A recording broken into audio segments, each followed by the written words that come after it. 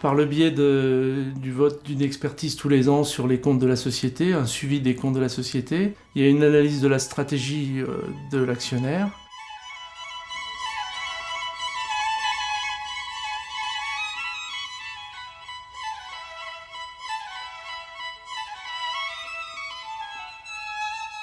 On est dans une procédure où on a noté des faits préoccupants pour les représentants du personnel et pour les salariés. Les problématiques à Baccarat, c'est la stagnation du chiffre d'affaires, la baisse des effectifs. On n'a pas de ligne stratégique visible, ce qui nous amène à intervenir directement auprès de l'actionnaire.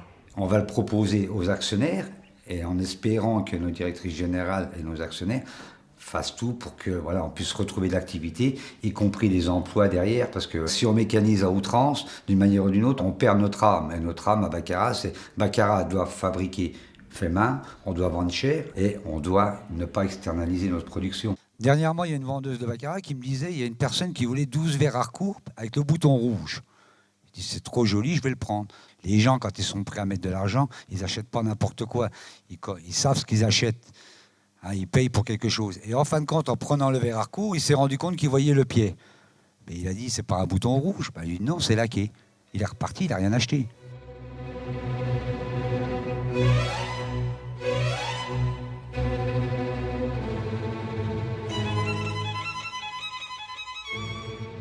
Les plans stratégiques sont présentés en comité central d'entreprise et on apporte modestement notre contribution ou la contradiction sur les choses qui ne nous conviennent pas dans la stratégie actionnariale. Nous avons demandé à l'employeur, dans le cadre réglementaire, 4 expertises. La première, c'était sur les risques psychosociaux. La deuxième, c'était sur le système informatique centralisé. La troisième, c'était sur la reconnaissance du site sur l'utilisation de l'amiante au sein de la manufacture. Et la quatrième, c'était sur la organisation industrielle.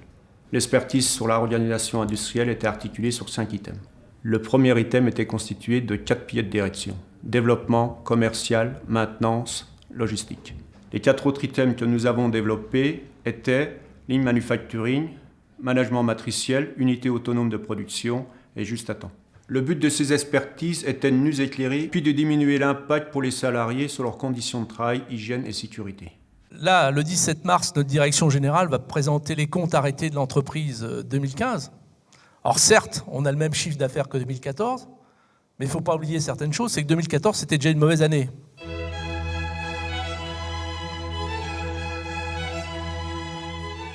Troyeux Consultant intervient auprès des IRP et des organisations syndicales au sujet de missions récurrentes dans le cadre d'analyse de la situation économique et financière ou de la politique sociale, mais aussi dans le cadre de missions non récurrentes, comme par exemple les droits d'alerte. S'agissant de Baccarat, le droit d'alerte visait à redéfinir une stratégie d'entreprise en vue de savoir préserver les savoir-faire de l'entreprise.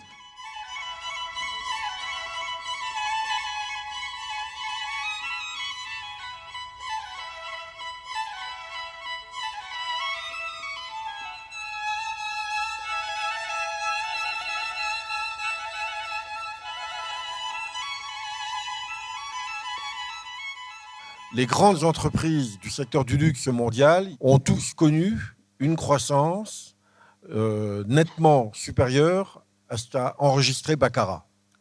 Et Baccarat, si vous vous projetez pratiquement par rapport à 2007, on ne s'est pratiquement pas développé. Donc j'ai un problème chez Baccarat.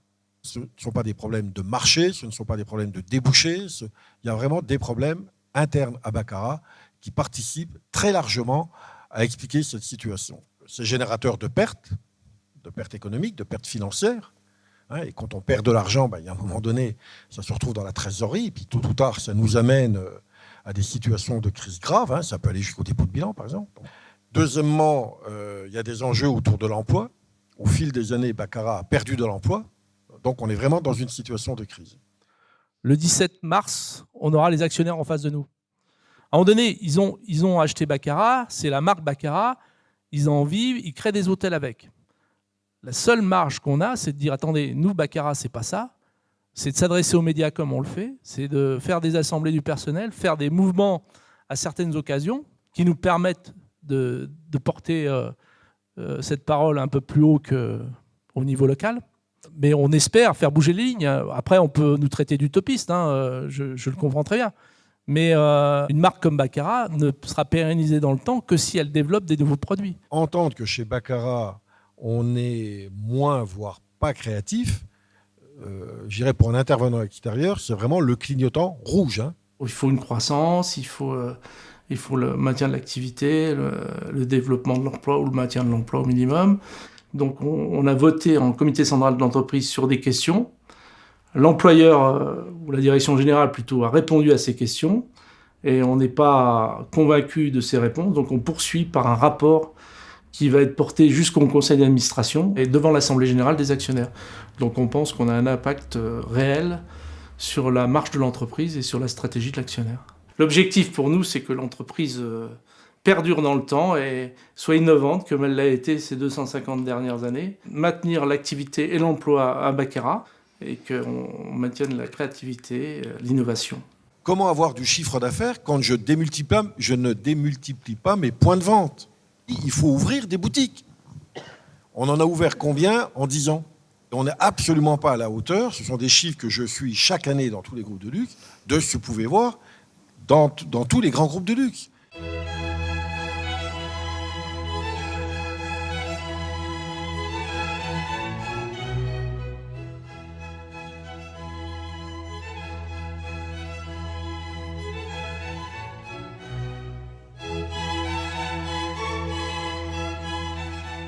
Nous, notre savoir-faire, c'est le fait main.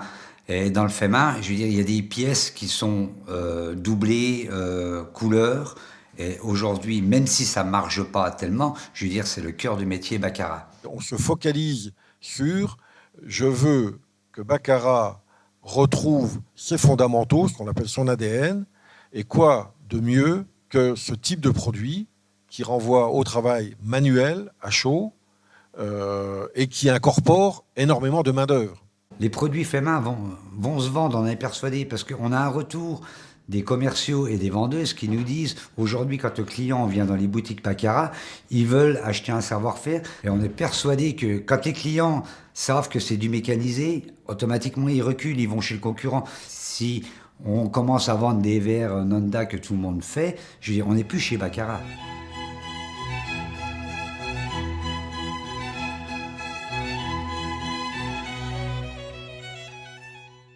On ne peut pas considérer qu'on prend un gamin et qu'il va fabriquer aujourd'hui une pièce d'exception. Il faut des années de formation, il faut du savoir-faire. C'est-à-dire qu'aujourd'hui, on a besoin d'employer des gamins et les former pour pouvoir pérenniser l'entreprise Baccarat. Même si pendant 4-5 ans, ils rapportent rien à l'entreprise, on est persuadé que dans 5-6 ans, quand ils auront le savoir-faire, ils vont faire la fierté de Baccarat. Ce qui fait que les produits Baccarat se vendent cher, c'est justement ce savoir-faire qui est long à acquérir. Et c'est pour ça que nous nous battons pour garder ce savoir-faire à Baccarat et que nous revendiquons un centre de formation interne propre à Baccarat.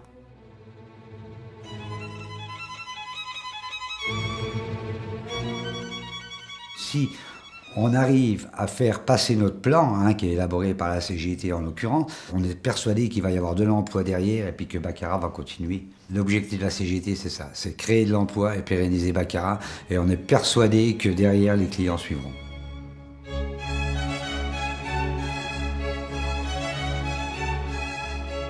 Alors la feuille de route de la CGT, c'est d'aller rechercher des produits que l'on a fabriqués il y a 10-20 ans, ou des savoir-faire qu'on est en train de perdre. Et on s'est dit, ces produits-là, aujourd'hui, si on les remet sur le marché, c'est-à-dire on est capable de les refabriquer, et puis en développement, ça ne coûte pas grand-chose. Si on les ressort aujourd'hui, il y a une demande, il y a des clients derrière qui sont en attente de ces produits-là. Est-ce que tout le monde est d'accord pour ce mode d'action? Je pense qu'il faut qu'on réagisse.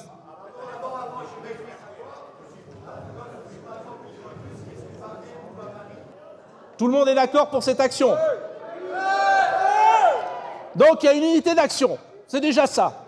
On veut marquer le coup le jour du CA, il faut le marquer, parce que c'est là qu'on a les actionnaires.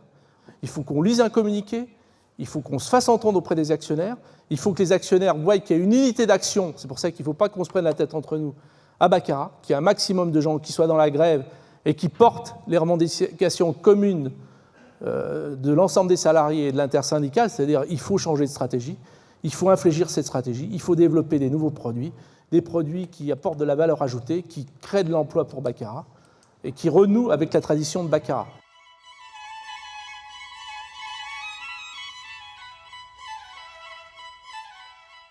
On a exposé les communiqués, on a dit qu'on était là dans un élan positif. Les salariés sont attachés à leur entreprise, ils veulent défendre leur entreprise, les valeurs qui sont portées par Baccarat, le savoir-faire, toute la diversité des produits qu'on a développés. On a décidé de venir aujourd'hui, 17 mars, devant le siège social de Baccarat lors du conseil d'administration pour faire réfléchir la direction sur la stratégie qui est menée.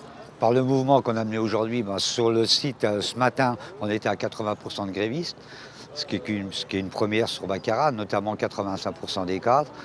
Aujourd'hui, on est 70 sur Paris, et puis la manufacture est bloquée à l'heure actuelle par plus de 80% des salariés. Jusqu'à présent, on était dans le cadre d'un droit d'alerte interne, accompagné par notre expert. Donc on est dans une procédure très spécifique, très cadrée, qui est prévue par le Code du travail. Donc c'est des faits préoccupants pour les représentants du personnel et les salariés, qui nous amènent à mettre en œuvre cette procédure. On liste un nombre de questions à la direction générale et si on n'est pas satisfait des réponses, on poursuit cette procédure. Si les choses évoluent pas favorablement au niveau de la stratégie et qu'on n'avait pas plus d'activité ou plus de travail fait main et plus de développement pour Baccarat, on sera appelé à se revoir rapidement. Voilà.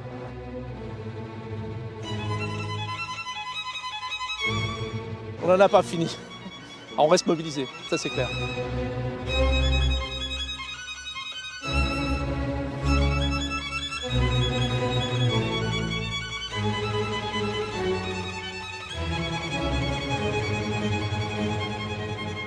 Tout comme Baccarat, nous sommes intervenus sur Cegelec dans le cadre d'un droit d'alerte afin de faire des contre-propositions suite à un projet de restructuration visant à démanteler la société Cegelec Nord Industrie. Cegelec, c'est une boîte de 11 000 salariés qui a démontré son efficacité aussi bien en France qu'à l'export dans le domaine électrique. Donc Cegelec, c'est quand même un nom aujourd'hui dans le milieu industriel. À un moment donné, des grands groupes se sont intéressés à nous, comme Vinci Énergie et Qatari-Diar. On s'est vite aperçu du pourquoi de la chose, car Qatari-Diar souhaitait rentrer à 7% du capital dans le groupe Vinci. On rentre dans le groupe Vinci en avril 2010. On lui a donné 18 mois pour se réorganiser. Et donc en septembre 2012 a suivi l'explosion des Cegelec en France en petite société. C'est le début, on va dire, on ne va pas parler d'extinction, mais une volonté d'éteindre peut-être sûrement la marque Cegelec. En décembre 2013, on a lancé un droit d'alerte avec notre expert 3E Consultants. 3E Consultants voulait démontrer l'explosion de la boîte suite à des sessions de fonds de commerce. Il s'en est débattu 8 mois de consultation. On a rajouté un délai de consultation via la loi de sécurisation de l'emploi.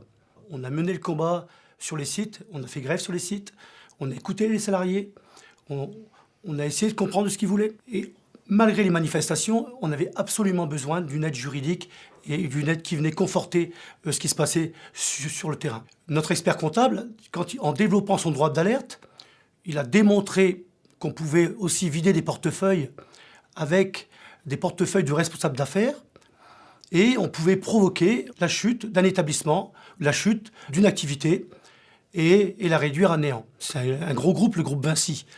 C'est quand même un rouleau compresseur. C'est une boîte du CAC 40. Ce qui démontre quand même qu'à un moment donné, il y a le droit français qui peut être mis en place. Il y a des juges qui décident, mais si on a une énergie, une volonté avec les salariés, avec une avocate qui prend le soin d'écouter et de travailler avec les élus, et un expert qui travaille dans le fond du sujet, on voit bien qu'on peut arriver à faire quelque chose. Mais ce qui est sûr, si nous on l'a fait, tout le monde peut le faire.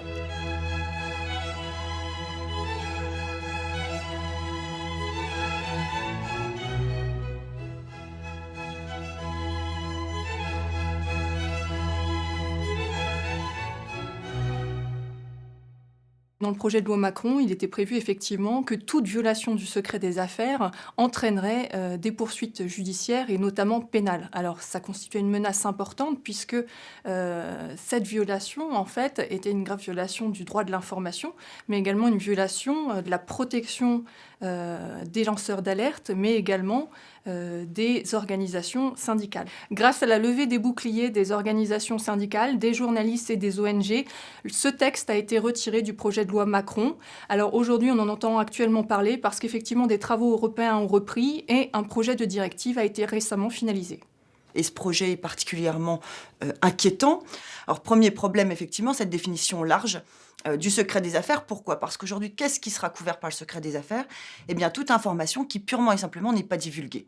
C'est-à-dire qu'elle n'est pas publiée et l'entreprise décide par elle-même de considérer qu'elle doit rester secrète. Et il suffira, qu'elle le décide, qu'elle prenne quelques dispositions raisonnables pour la couvrir par une entièreté de secret des affaires. Par conséquent, toute obtention, toute divulgation, toute utilisation dite illicite, c'est le terme visé par le projet de directive, fera que tout utilisateur, dans ces conditions-là, pourra être poursuivi en justice par l'entreprise. Dans ces conditions, il est à craindre que l'exercice par les représentants du personnel de leur mission soit limité ou, à tout le moins, accompli avec la crainte, effectivement, de subir une sanction disciplinaire. Néanmoins, la directive, pour tenter de calmer les esprits, a ajouté un cas d'utilisation licite, donc qui ne devrait pas poser difficulté, qui est clair, qui est la détention licite de l'information lorsqu'elle est obtenue dans le cadre des procédures d'information-consultation des représentants du personnel. Le problème est que détention de l'information n'est pas utilisation ni divulgation qui, elle, reste bien sous l'égide d'une notion d'illicéité. Si la directive est adoptée, elle devra être transposée dans un délai de 2 ans. Le législateur français aura la possibilité soit d'y adjoindre des garde-fous ou, au contraire, d'aller plus loin. Jusqu'à aujourd'hui, la confidentialité était limitée, elle était déjà existante, imposée, mais dans un cadre très strict qui permettait d'éviter tout abus d'une entreprise sur la question de ce qui relevait vraiment du secret ou non. Aujourd'hui, à partir du moment où ça relève de la subjectivité des grandes entreprises, il n'y a pas de limite. Donc le Code du travail risquerait même d'être modifié pour imposer un secret élargi, crainte encore plus élevée, puisque l'expert comptable qui accompagne les représentants du personnel de manière à justement leur permettre un accès transparent à l'information, jusqu'à présent, par la voie du Code du travail, un droit d'investigation illimité. Lui aussi pourrait faire l'objet d'une réforme éventuelle, au point d'empêcher l'expert de divulguer à ses propres mandants certaines informations. Ce sont des craintes sur lesquelles il faudra être vigilant, espérant toujours qu'il y aura une mobilisation aussi forte qu'il a déjà été jusqu'à présent, parce que je pense et je crains fortement que nos libertés à chacun, que ce soit en tant que lanceur d'alerte, en tant que consommateur, mais surtout dans le cadre du droit de l'exercice syndical, qui touche quand même aux droits de chacun, soient mises en péril. C'est la vraie question aujourd'hui de la prise du pouvoir des intérêts privés économiques sur l'intérêt public général.